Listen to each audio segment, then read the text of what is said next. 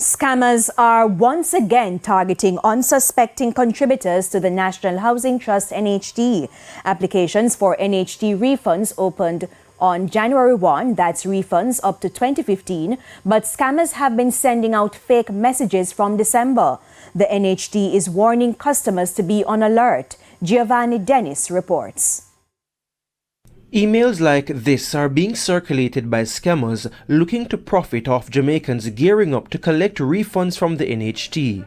But information like the processing date of December 2022, the amount to be collected over 1.6 million, and an urgent request to validate account details raise red flags.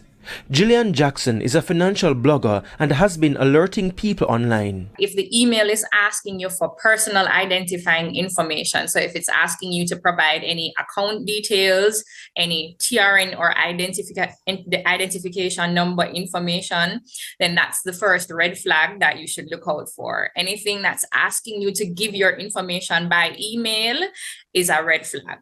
She also says customers should question the logic of such emails. Also, it was saying that the money has been sent, but in their email, it's saying you have not yet provided the account for which it should be received.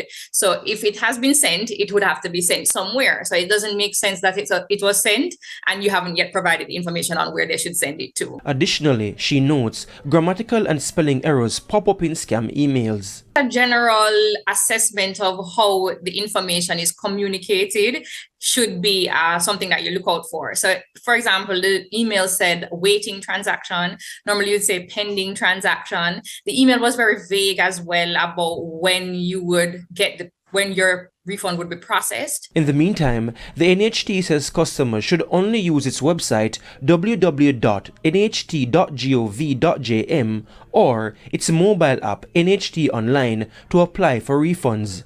In a release, the agency urges customers to check email addresses and contact the trust if they receive suspicious emails. Giovanni Dennis, TVJ News.